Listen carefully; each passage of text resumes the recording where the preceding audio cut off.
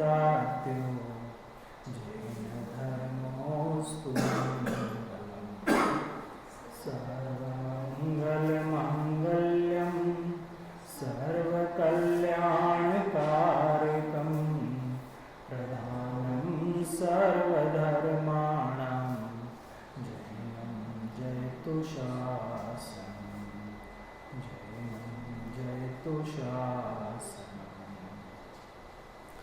नमियुणजिणवरिन्दे नरसुरभवनिन्दवन्दिये सिद्धे वोच्चामि भावपाहुणम् अवशेषे संजदे शिरसा सुर असुर इंद्र नरेन्द्र वन्दे सिद्ध जिनवर देवहर सब संयतों को नमन कर इस भाव पाहुण को कहूँ।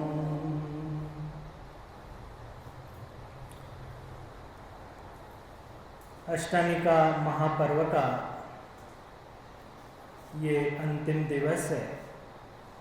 हमने भावपूर्वक नंदीश्वर द्वीप में विराजमान ऐसे अकृत्रिम जिनालयों में अकृत्रिम जिन बिंब विराजमान हैं उनकी पूजा अर्चना वंदना करते हुए आचार्य भगवान कुनकुन स्वामी के इस भाव पाहुड़ ग्रंथ के आधार पर चर्चा कर रहे हैं कि जैसे हम भाव से उन नंदीश्वर द्वीप में विराजमान तीर्थंकर भगवंतों की वंदना करते हैं, अपने भाव पुष्प समर्पित करते हैं और भावना भाते हैं कि भगवान आपने जिस आत्मस्वरूप को समझ करके आप उस स्थान पर विराजमान हैं, हम भी उस आत्मदशा को, उस समयसार को जानें, उस समयसार को समझें, उस समयसार में लीन हो गए। तो उस समयसार में लीन होने का मार्ग क्या है, कैसे उसमें लीन हुआ जा सकता है, इसलिए हम इस भाव पाहुड़ के माध्यम से देख रहे हैं कि जीव धर्म के नाम पर जो अशुभोपयोग आदि में है उनकी तो यहाँ पर आचार्य भगवान चर्चा ही नहीं करते। जो अशुभ से शुभ में आए हैं और शुभ को ही धर्म मान करके बैठ गए हैं, क्या कहा, शुभ को ही धर्म मान करके बैठ गए हैं और इससे ही हमें मोक्ष की प्राप्ति हो जाएगी, यहीं अटक करके बैठ गए हैं, ऐसे जीवों के लिए यहाँ पर प्रेरित किया है कि बाह्य द्रव्यलिंग के साथ साथ भावलिंग को कैसे स्वीकार करना, अपने भावों को, परिणामों को कैसे सुधारना, ऐसा सुंदर विवेचन यहाँ इन 165 गाथाओं में आचार्य भगवान ने किया है। सुनील जी भाई साहब, भाभी जी आए हैं तो 8 गाथा तक ये विवेचन आया है कि हम बाहर में अणुव्रत, महाव्रत इत्यादि अंगीकार जो करते हैं उसके लिए तो आचार्य भगवान ने कहा कि बहुत धन्यवाद, बहुत अच्छा काम किया आपने कि आप अशुभ से बचकर, हिंसा, झूठ, चोरी, कुशल परिग्रह, कषायों से बचकर के आप इस मार्ग में आए हो, उसके लिए आपको मैनी थैंक्स। लेकिन धर्म का आरंभ नहीं हुआ है। क्या कहा, धर्म का आरंभ नहीं हुआ है। आचार्य भगवान कहते हैं धर्म का आरंभ तो अभ्यंतर परिग्रह का त्याग करोगे। अभ्यंतर परिग्रह अर्थात मिथ्यात्व, मिथ्यात्व अर्थात उल्टी मान्यता, विपरीत मान्यता, विपरीत मान्यता अर्थात जीव और पुद्गल को जो एक मान रखा है, वो विपरीत मान्यता जब तक नहीं टूटेगी तब तक धर्म का यथार्थ अर्थों में शुभारंभ नहीं होता है। इसलिए आचार्य भगवान ने यहाँ पर भावलिंग पर प्रबल जोर दिया है कि भावलिंग होने पर ही वह द्रव्यलिंग यथार्थ में द्रव्यलिंग नाम पाता है। है ना। ऐसा सुंदर विवेचन इन गाथाओं के माध्यम से चल रहा है। आज का जैसे कम ही संख्या थी तो मुझे गुना हम 10 लक्षण में थे, तब का एक प्रसंग याद आ गया कि शायद उस रात को भयंकर बारिश हुई थी। ऐसा ही था ना, बारिश ही थी ना, बहुत तेज बारिश थी। तो हम जिनके वहाँ रुके थे उनके साथ ही हम 2 थे और वो दोनों और शायद उनकी बहू, ऐसे 3-4 लोग थे। तो आज तो लोग ही नहीं हैं, तो चलो दर्शन करके चलते हैं।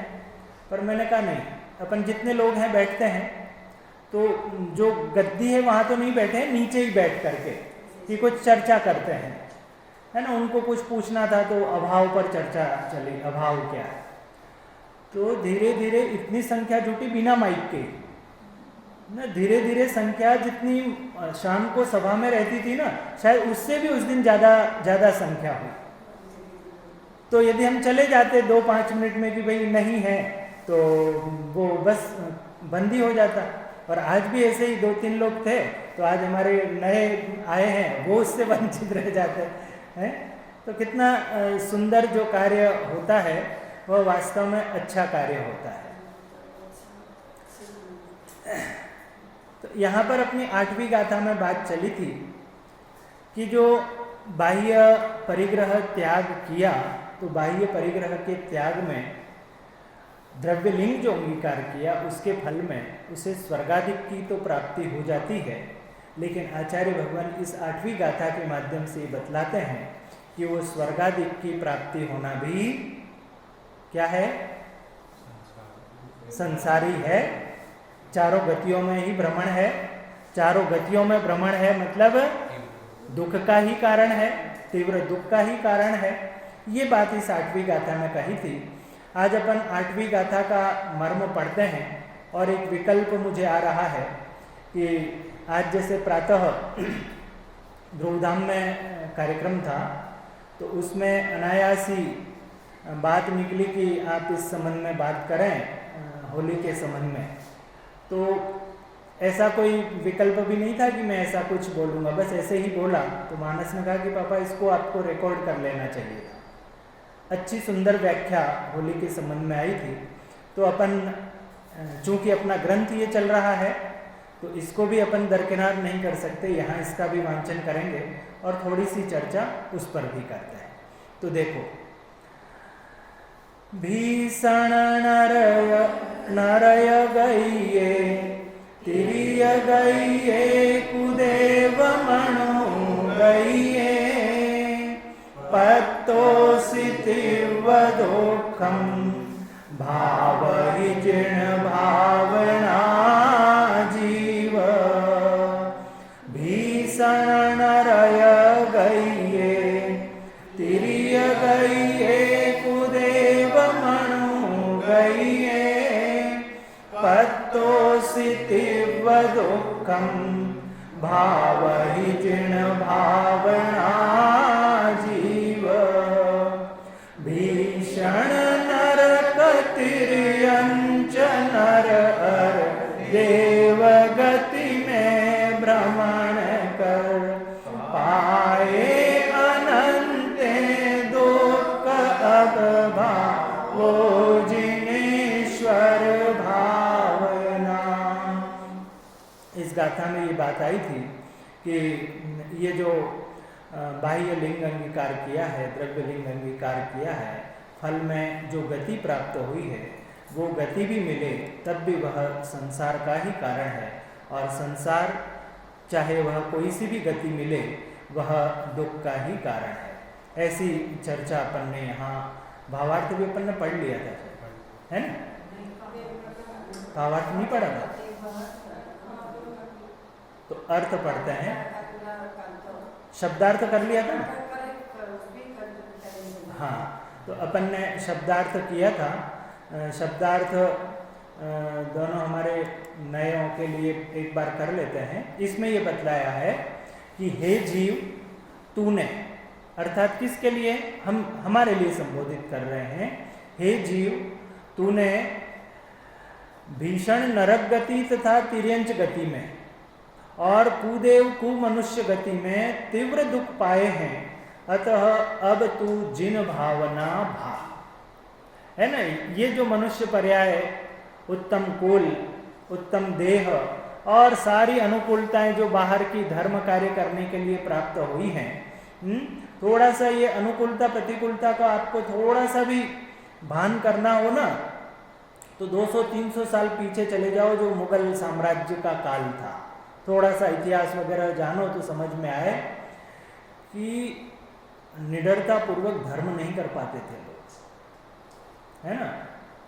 ये लोग हिंदू हैं या ये लोग जैन हैं तो वो कत्ले आम करते थे, है ना। आपने सुना होगा कि उस समय में कि साहब ये रात को नहीं खाते हैं, तो रात को नहीं खाते हैं तो इन लोगों को सबको ऐसा कर दो। तो तब उन्होंने सिर्फ नाटक किया कि रात को खाना बनता हो, रात को भोजन बनता हो ऐसा, क्योंकि बाहर सैनिक पहरेदारी करें तो अंदर वो सारा जैसे भोजन बनाने की तैयारियां करते हैं ना, वैसी सारी वो तैयारियां करें। लेकिन सबके रात्रि भोजन त्याग है तो करें कैसे। तो ऐसे ऐसे अनेक, ये तो मैंने एक दृश्य बतलाया आपको, ऐसी अनेक प्रतिकूल परिस्थितियां हों और उसमें भी हमारे पूर्वज धर्म ध्यान कर गए, तो हमारे लिए तो कितनी अनुकूल परिस्थितियां। ऐसी अनुकूल परिस्थितियों में भी हम धर्म नहीं करें, तब आचार्य भगवान लिखते हैं कि भाई मनुष्य गति मिल जाए, तिर्यंच गति मिल जाए। नरक गति और तिर्यंच गति तो दुख के कारण लगते ही हैं, लेकिन मनुष्य और देव गति भी यथार्थमय संसार परिभ्रमण के कारण है, इसलिए वह दुख के ही कारण है, दुख स्वरूप ही है। इसलिए ये जो तुझे पर्याय प्राप्त हुई है, इसमें आत्म भावना भाव, इसमें शुद्ध आत्म तत्व की भावना को अंगीकार करो। ऐसा सुंदर चिंतन, ऐसा सुंदर विवेचन यहाँ आचार्य कुनकुन स्वामी ने किया है। देखो भाव क्या है, हे जीव, तूने भीषण नरक गति तथा तिर्यंच गति में और कुदेव कुमनुष्य गति में तीव्र दुख पाए हैं, अतः अब तू जिन भावना अर्थात शुद्ध आत्म तत्व की भावना भा, इससे तेरे संसार का भ्रमण मिटेगा। इसमें एक शब्द पकड़ में आ जाए तो हमारी बात पूरी हो जाएगी। नरक गति के, तिर्यंच गति के, कुदेव को मनुष्य गति के दुख हैं, ठीक है, समझ लिया। तो करना क्या है साहब कि एक दो शब्द समझ लो, शुद्ध आत्म तत्व। ये सब शॉर्ट में बताओ ना, हमें क्या करना है कि शुद्ध आत्म तत्व की भावना, है ना। विद्यार्थी साल भर पढ़ता है और अंतिम में क्या करता है, परीक्षा के पहले क्या करता है, मुख्य बिंदु रटता है कि नहीं रटता है। वो जो 400 पेज की किताब थी, उन 400 पेज की किताब को 7 दिन में तैयार कर सके ऐसे नोट्स बनाता है। अब परीक्षा के पहले 15 मिनट में दोहरा ले ऐसे बिंदु बनाता है। तो वो 15 मिनट के नोट्स क्या होते हैं, तो 15 मिनट का नोट्स ये है शुद्ध आत्म तत्व। शुद्ध आत्म तत्व भाओगे तो क्या होगा, उससे चारों गतियों के दुखों से छुटकारा। चारों गतियों के दुखों से छुटकारा चाहिए कि नहीं चाहिए। चारों गतियों के दुखों से यदि छुटकारा चाहिए तो एकमात्र उपाय शुद्ध आत्म तत्व का भावना भाना है। आत्मा की भावना बिना चार गति के दुख अनादि काल से संसार में प्राप्त किए। किसने? लेकिन हमको आभास कहाँ होता है ऐसा, है सुनील जी भाई साहब, मामा जी? प्राप्त पर्याय में बोल आते हैं ना, प्राप्त पर्याय में तन्मय हो जाता है। तो वो सारे जो हमारा भूतकाल है, जो हमारी कल मैंने बात कही थी ना, पंडित दौलत राम जी साहब ने 6 डाला में हमारी सारी वीडियो बनाई है चारों गतियों की, उनकी सारी फोटोग्राफी करी है कि हमने चारों गतियों में कैसे कैसे दुख पाए हैं। पद्य में पढ़ना हो तो पंडित दौलत राम जी को, और गद्य में पढ़ना हो तो आचार्य कल्प पंडित टोडरमल जी साहब को, जिन्होंने चारों गतियों के दुखों का वर्णन किया। आत्मा की भावना बिना चार गति के दुख अनादिकाल से संसार में प्राप्त किए, इसलिए अब हे जीव, तू जिनेश्वर देव का शरण ले और शुद्ध स्वरूप का बार बार भावना रूप अभ्यास कर। इससे संसार के भ्रमण से रहित मोक्ष को प्राप्त करेगा, यह उपदेश है। यदि चारों गतियों के दुख से छुटकारा पाना चाहते हैं, यदि सच्चा सुख पाना चाहते हैं, निराकुल सुख पाना चाहते हैं, शाश्वत सुख प्राप्त करना चाहते हैं, तो आचार्य देव यहाँ प्रेरणा देते हैं कि एकमात्र करने योग्य कार्य है वह है शुद्ध आत्म तत्व की भावना। लेकिन विडंबना ये है कि हम जो एक कार्य करना है वो करते नहीं हैं और दूसरे सारे कार्य करने में हमारा मन लगता है। नहीं, धर्म के नाम पर है ना, जो बाहर के जो होते हैं उसकी बात नहीं कर रहा हूं, नौकरी दुकान इसकी बात नहीं कर रहा हूं। यहां तो सिर्फ धर्म के नाम पर जो कार्य कर रहे हैं, क्या कहा, शुद्ध आत्म तत्व की भावना का कि साहब वो तो नहीं होता है। आप हमें कहो 10 मालाएं फेरने का कहो तो माला फेर लूंगा, पूजा करने का विधान करने का कहो तो दिन भर विधान कर लूंगा, यात्रा करने का कहो तो यात्रा कर लूंगा, जितने व्रत नियम तप संयम 10 दिन के उपवास कर लूंगा, महीने भर के कर लूंगा। आप जितना कहो उतना दान दे दूंगा। वकूत संपत्ति है, मैं यहां इस जन्म में भी भोग नहीं पाऊंगा, तो कम से कम दान दे करके मैं अपना पुण्य कमा लूंगा, धर्म कर लूंगा। आचार्य भगवान कहते हैं कि यदि देखो यहाँ शब्दों पे ध्यान दोगे तो ख्याल में आएगा, आत्मा की भावना बिना 4 गति के दुख अनादि काल से संसार में प्राप्त किया। एकमात्र जो आत्मा की भावना बानी थी उस भावना को नहीं भाया। इसलिए अब हे जीव, अब तुझे जानने की, समझने की, सोचने की, विचारने की शक्ति यहां इस पर्याय में प्राप्त हुई है। क्या कि अभी तक मैंने परिभ्रमण किया, वो किस लिए परिभ्रमण किया था कि आत्मा को मैंने नहीं समझा, इसलिए तो आत्मा को नहीं समझा तो परिभ्रमण किया। अब परिभ्रमण नहीं करना है तो क्या करना पड़ेगा कि आत्मा को समझना पड़ेगा। तब लिखते हैं, इसलिए अब हे जीव तू जिनेश्वर देव का शरण ले। जिनेश्वर देव का शरण लेने का क्यों कहा? क्योंकि उनका उपदेश ही है। वो ये नहीं कहते कि तू मेरे चरणों में गिर, वो ये नहीं कहते कि तू भक्त बन, वो ये नहीं कहते कि तू मेरे पीछे पीछे मेरा भक्त बन करके मेरे पीछे पीछे घूम, ऐसा जिनेश्वर देव नहीं कहते। जिनेश्वर देव तो ये कहते हैं कि मैं जैसा हूं वैसा बनने के लिए तुझे अपने आत्मा को देखना है। तो मुझे क्या देखता है? जैसे हमारे भगवान है, वो हमें क्या कहते हैं कि वो कहते हैं, मानो ये हमको कहते हैं, तू मुझे क्या देखता है, मैं जिसको देख रहा हूं उसको तू देख। निरखो अंग अंग जिनवर के, जिनसे झलके शांति अपार। निरखो अंग अंग जिनवर के, जिनसे झलके शांति अपार। चरण कमल जिनवर कहें, घूमा सब संसार। पर दुखमय गति 4 में निज आत्म तत्व ही सार। याते पद्मासन विराजे, जिनवर झलके शांति अपार। ऐसी पूरी भक्ति में चाहे उनके हस्त कमल हों, चाहे उनके नेत्र युगल हों, उनकी सारी चर्चा की है कि वो जो जिन बिंब है, वो जिन प्रतिमा है, वो उनका एक एक अंग हमें प्रेरणा देता है कि हम क्या कर रहे हैं। वो ये नहीं कहते कि आप हमारे पास आओ, बैठो, भक्तों की संख्या बढ़े।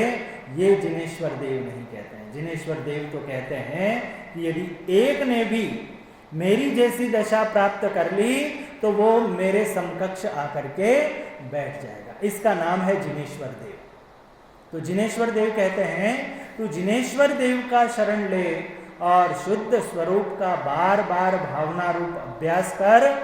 इससे संसार के भ्रमण से रहित मोक्ष को प्राप्त करेगा। यह उपदेश है। ऐसा सुंदर विवेचन इस 8वीं गाथा में किया है आचार्य भगवान ने। यहाँ की जो बात है अपन यहीं इसको विराम देते हैं, और जो प्रासंगिक जिसकी बात करनी है आपके साथ वो ये है कि सारी देश दुनिया में आज का त्यौहार एक होली के नाम से मनाया जाता है, और संपूर्ण भारतवर्ष त्योहारों के लिए प्रसिद्ध है। यहाँ 365 दिन में 365 त्यौहार आते हैं, और 365 नहीं तो डबल त्यौहार हो जाते हैं, एक एक दिन में 2-2, 3-3 भी त्यौहार मनाने पड़ते हैं। तो ऐसी भारतवर्ष की संस्कृति है। भारतवर्ष की संस्कृति में मुख्य रूप से होली, दीपावली, दशहरा, रक्षाबंधन ऐसे महत्वपूर्ण ये त्यौहार जाने जाते हैं, समझे जाते हैं। संपूर्ण भारतवर्ष के लोग और विदेशों में भी जो भारतीय लोग हैं वे बड़े उत्साह के साथ इसको मनाते हैं। जैसे कि आदरणीय छोटे दादा डॉक्टर हुक्मचंद जी भारवी साहब अपने व्याख्यान में लिखते हैं, कहते हैं कि दशहरा है वह क्षत्रियों का त्योहार है, दीपावली है वह वैश्यों का त्योहार है, रक्षाबंधन है वह ब्राह्मणों का त्योहार है, और होली है वह शूद्रों का त्योहार है। अब जब ये बात कहते हैं तो कई लोग यूँ कहते हैं कि आपने तो आप जाति वाइज त्योहारों को बांट दिया। तब वो जवाब देते हैं कि हमने जाति वाइज इस त्योहारों को बांटा नहीं है। जिनके अंदर ऐसी भावना होती है ना, जिनको पढ़ने पढ़ाने का भाव है वो ब्राह्मण है। जिनके अंदर वीरता है, शूरता है, देश हित का काम करते हैं वो क्षत्रिय है। कोई जाति विशेष क्षत्रिय नहीं है। जिनको व्यापार धंधा करने में रुचि है वे वैश्य हैं, और जो अपने विचारों से गिरे हुए हैं, जो जिनको अंदर भावी विकारग्रस्त रहते हैं वे शूद्र। तो इसलिए हमने जातियों में नहीं बांटा है। तो कैसा कि जिनका जैसा भाव होता है वैसा उस त्योहार को वह मनाते हैं। तो अब जब इस तरीके से देखते हैं तो जगत में जिस पर्व को, होली को जिस रूप में मनाया जाता है, और स्पष्टतया अन्य संस्कृति में जैसा होली का और क्या नाम है उसका, प्रहलाद और होलिका जलाई जाती है, ऐसा अग्नि जलाई जाती है, ऐसा हमारी संस्कृति में इसका कोई उल्लेख नहीं है। क्यों बताना ये? इसलिए बताना कि हमारा रहन सहन, हम जिन मोहल्लों में, हम जिन परिवारों में, हम जिन संस्कृति के साथ रहते हैं वो संस्कृति का प्रभाव हम पर पड़ता है। कैसे पड़ता है कि जैसे 4 श्रमण परंपरा के घर हैं और 50 घर अन्य परंपरा के घर हैं, तो छोटे छोटे बच्चे जो उनकी संस्कृति को देखते हैं कि सब वहाँ 10 दिन तक भगवान मोहल्ले में बिठाए जाते हैं, 9 दिन तक वहाँ पर रास खेले जाते हैं, तो वो छोटे छोटे बच्चों को वो आनंद आता है। वो भी वैसी की वैसी नकल करते हैं, तो वो छोटे बच्चे भी वैसा का वैसा करना चाहते हैं।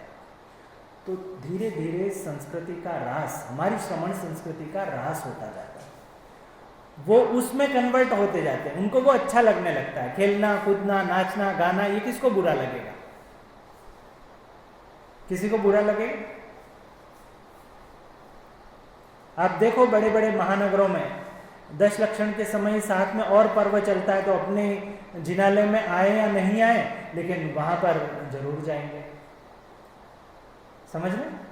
वो क्योंकि हमारे 4 घर और उनके 50 घर, तो वो संस्कृति का जो प्रभाव है, वो संस्कृति का प्रभाव एक पीढ़ी में आया और उस पीढ़ी में आ गया, तो फिर अगली पीढ़ी तो उसके अनुरूप ही चलेगी। तो कम से कम हम समझें, हमारी अगली पीढ़ी को समझाएं, वो अगली पीढ़ी को समझाए, तो कम से कम वो बात बनी तो रहेगी कि वास्तव में त्योहार है क्या, वास्तव में पर्व है क्या। जहाँ पर भावों की निम्नता हो, जहाँ भावों की शुद्धता आ जाए, जहाँ भावों में विकार आ जाए, वो पर्व जैन पर्व कैसे हो सकता है? मैं आपसे प्रश्न पूछता हूँ, यहाँ पर यदि इस पे कोई दाग लग जाए तो आप रहने दोगे कि हटाओगे? हैं सुनील भाई, क्या करेंगे? शर्ट पर आपके दाग लग जाए तो हटाओगे कि रहने दोगे? हटाओगे। इसका मतलब आपको दाग अच्छा नहीं लग रहा है। दाग अच्छा नहीं लग रहा है तो लगाया क्यों फिर? वो दाग निश्चित रूप से हमको अच्छा नहीं लग रहा है तो फिर हम जबरदस्ती का क्यों लगा रहे हैं? और उसको हटाने के लिए घंटों मेहनत करते हैं तब भी हटता नहीं है। बाजार में निकलने को अवसर मिल जाए तो देख लेना आज।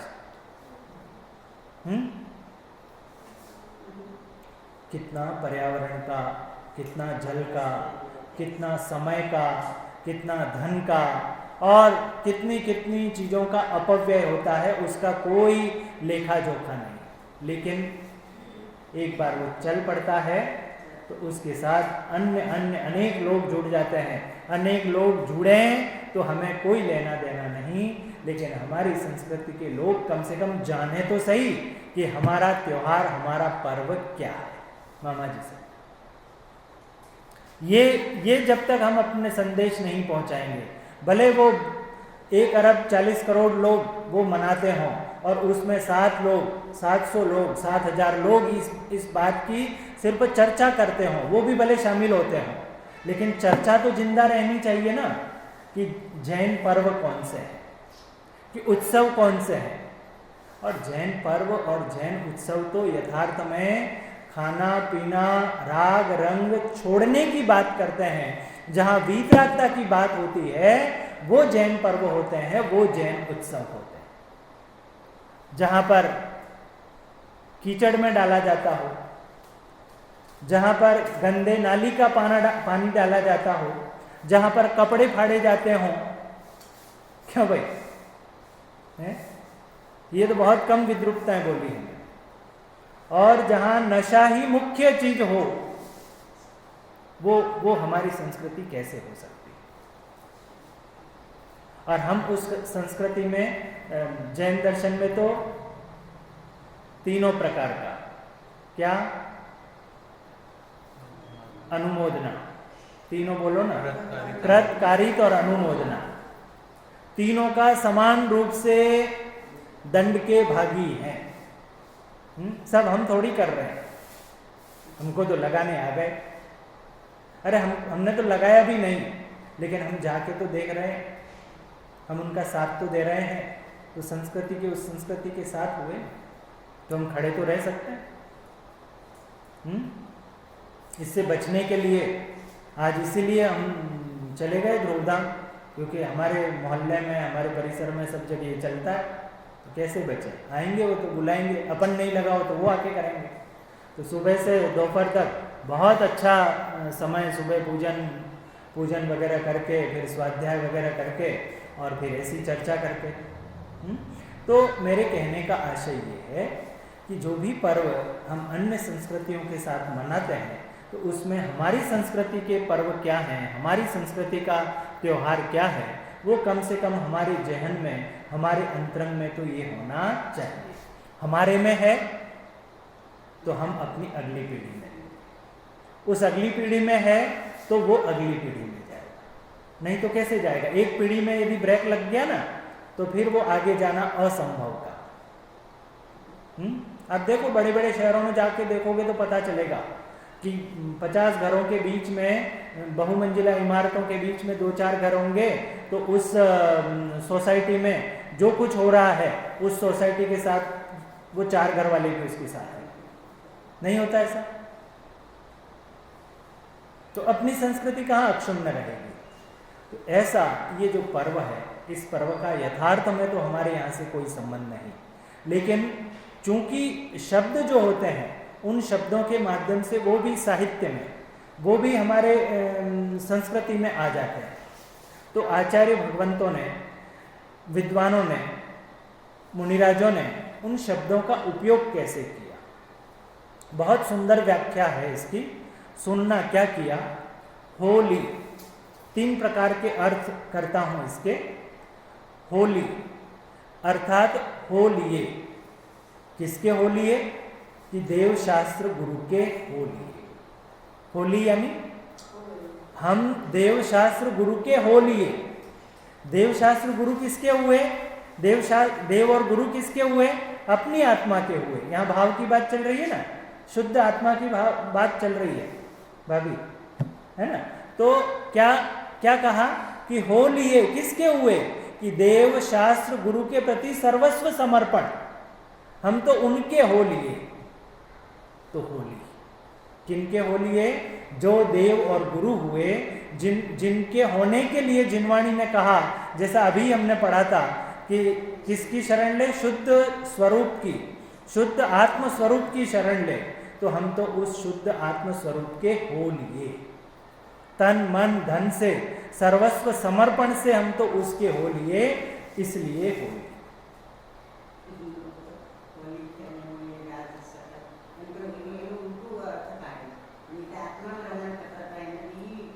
हाँ, दूसरा अर्थ है होली। होली अर्थात पवित्रता, है ना। होली शब्द का अर्थ पवित्रता होता है इंग्लिश में, होली, होलीनेस। तो होली यानी पवित्रता, कि हम अपने बाह्य विकारों से, शारीरिक विकारों की बात नहीं है, उसके लिए तो भाव पाहुर में कहा ही है कि वो बाहर के विकारों को तो तुमने छोड़ा, लेकिन फिर भी कहाँ परिभ्रमण कर रहे हो? संसार में ही परिभ्रमण कर रहे हो। संसार के परिभ्रमण से यदि छूटना चाहते हो, संसार के परिभ्रमण से यदि बचना चाहते हो, तो क्या करने का कहा? शुद्ध आत्म तत्व का ज्ञान करने का कहा, उसका श्रद्धान करने का कहा, उसका आचरण करने का कहा। तो उस पवित्र शुद्ध आत्म तत्व को, उस पवित्रता को जानना, इसका नाम है होली। उस शुद्ध आत्म तत्व को, समय सार को जानना। नमः समय साराय स्वानुभूत्या चकासते चित स्वभावाय भावाय सर्व भावांतरच्चिते। उस समय सार को जो द्रव्य कर्म, भाव कर्म और नौ कर्म से रहित है, ऐसे शुद्ध आत्म तत्व को जानना, उसका श्रद्धान करना, उसका उसमें ही लीन होना, जिसे कहा दर्शन ज्ञान और चारित्र। ऐसे दर्शन ज्ञान चारित्र में लीन होने का नाम ही मोक्ष मार्ग है ना। तो वो बात यहां पर कहा कि होली अर्थात पवित्रता। पहला क्या अर्थ बतलाया था? होली, होलिए। किसके होलिए? देव शास्त्र गुरु के होलिए। लेकिन हम तो संस्कृति का, हमें यथार्थ ज्ञान नहीं है, तो हम तो उनके साथ ही होलिए, होली के साथ होलिए। चलो हम, तुम जो कर रहे हो, हम तो दूर खड़े, हम करेंगे कुछ नहीं, दूर दूर खड़े खड़े देखेंगे, तुम्हारे साथ पार्टी में शामिल हो जाएंगे। तो हम तो उनके होलिए, यही किया ना अभी तक। क्या किया? हम उनके होलिए। तो यहां पर आचार्य कहते हैं होली अर्थात देव शास्त्र गुरु के होली। होली अर्थात पवित्रता। और तीसरा अर्थ है होली अर्थात जो पास्ट में हो गया, है ना। जो हो गया उसमें अब क्या कर सकते हैं? होली हो गया, अपन बोलते हैं ना, वो तो हो गया, है ना, काम हो गया। तो जो काम हो गया, पास्ट में जो काम हो गया, उसमें क्या परिवर्तन कर सकते हो? और जो फ्यूचर में जो अभी तक नहीं हुआ है, उसमें आपके हाथ में कुछ करने का है। तो और वर्तमान है कितने समय का?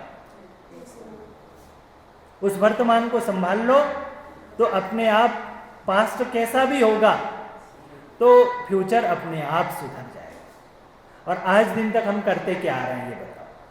कि साहब मैंने तो बहुत दुख पाए, मैंने तो ये किया, मैंने तो जीवन ऐसे निकल गया।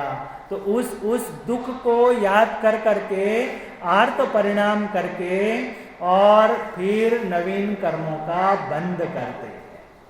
तो होली अर्थात पास्ट में जो हो गया उसको विस्मृत कर जाओ और वर्तमान को संभालो, इसका नाम है होली। क्या तीन अर्थ किए? होली अर्थात देव शास्त्र गुरु के होलिए, होली अर्थात पवित्रता, होली अर्थात पास्ट में जो हो चुका उसका कोई उसका न तो आर्त परिणाम करना न रौद्र परिणाम करना।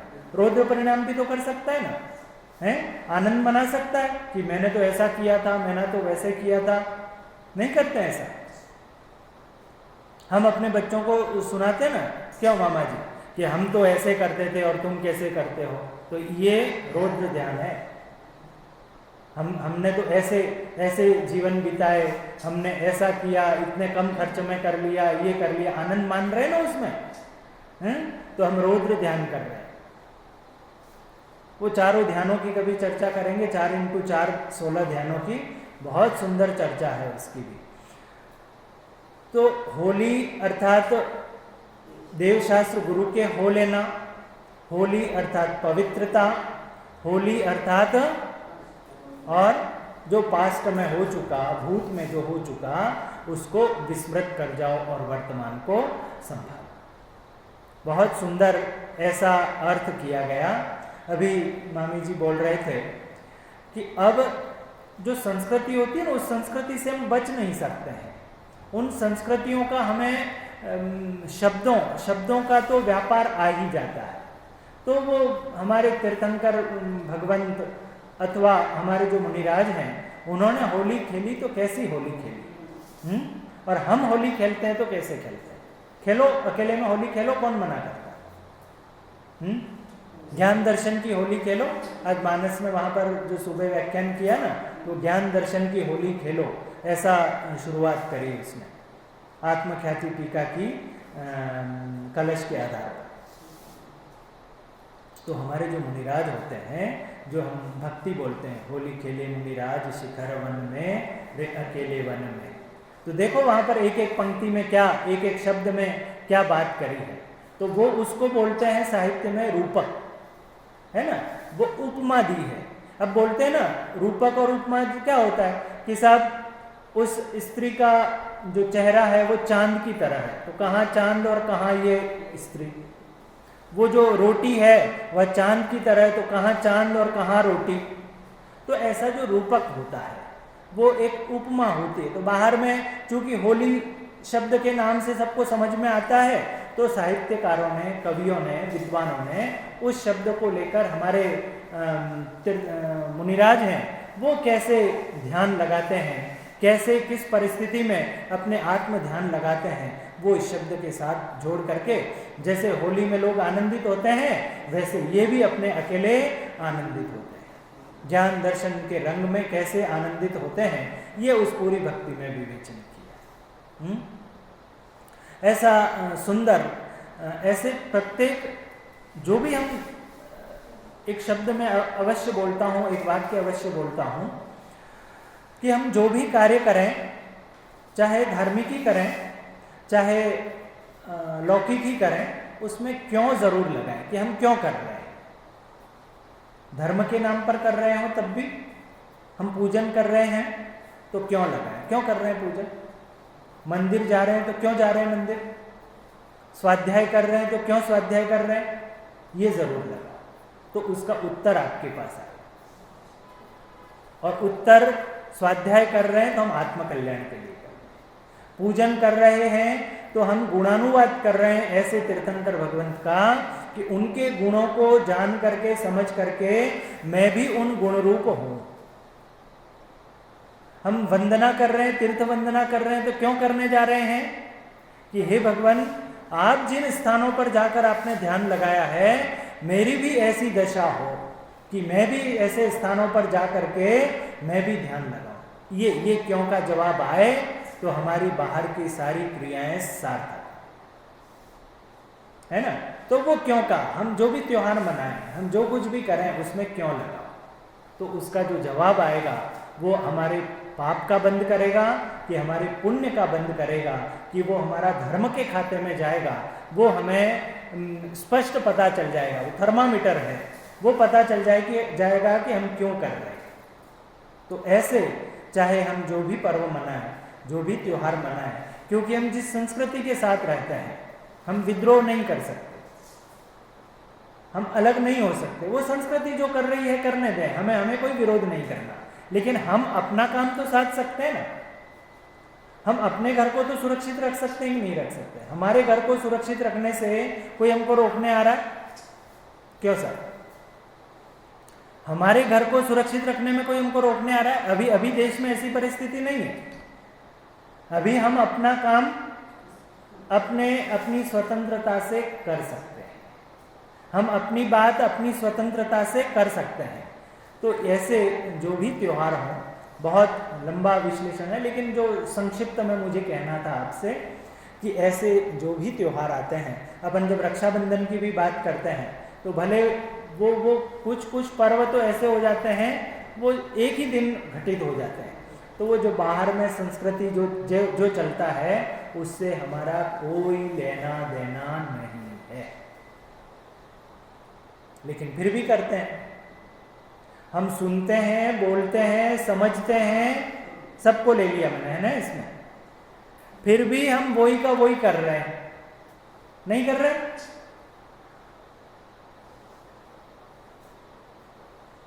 जबकि हमारा तो वो उस दिन उन 700 अकंपनाचार्य आदि मुनिराजों पर भयंकर उपसर्ग जो दूर हुआ था, तो उस उपसर्ग के दूर होने में तो हमारे तो मतलब देखो, किसी हमारा जो प्रिय हो, उस प्रिय की जो वेदना थी वो वेदना दूर हो जाएगी, उसका जो कष्ट है वो दूर हो जाएगा।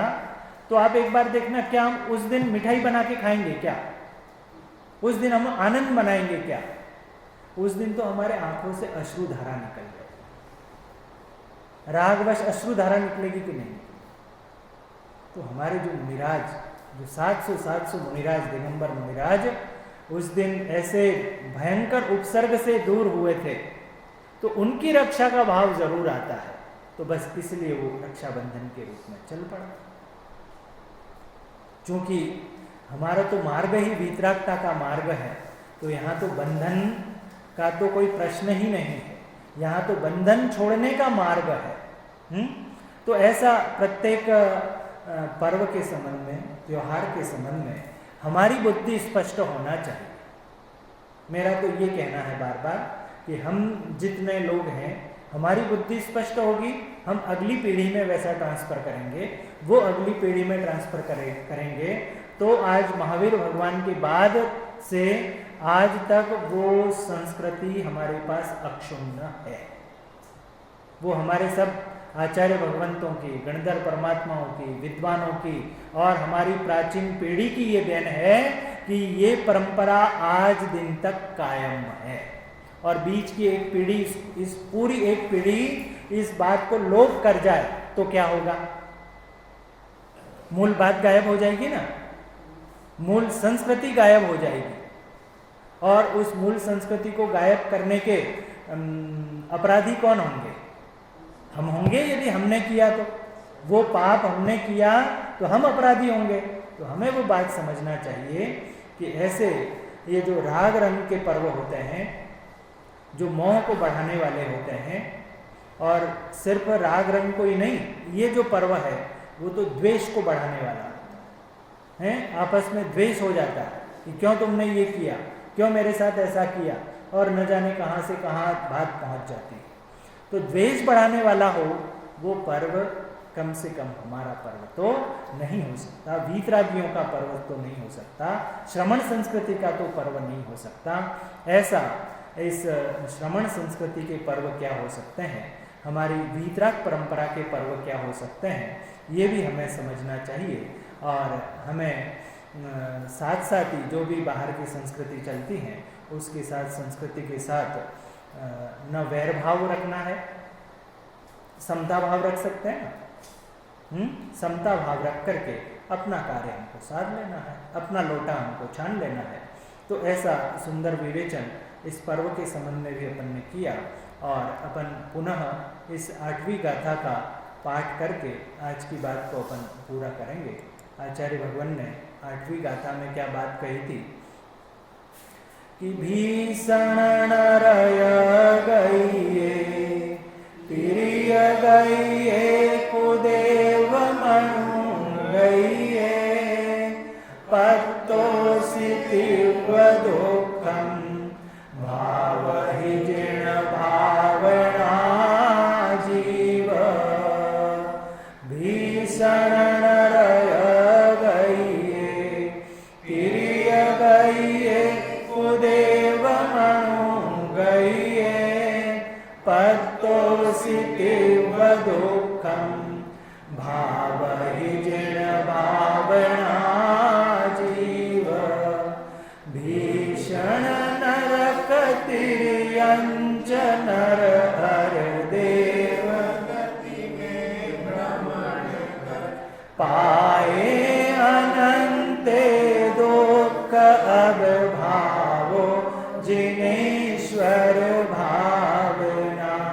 अब आचार्य अगली गाथाओं में एक एक गति में दुख कैसे होते हैं इसका विस्तार करने वाले हैं, जिसकी चर्चा हम कल से आरंभ करेंगे। आज की बात यही। सहजानंदी शुद्ध स्वरूपी अविनाशी हूँ आत्मस्वरूप। सहजानंदी शुद्ध स्वरूपी अविनाशी हूँ आत्मस्वरूप। सहजानंदी शुद्ध स्वरूपी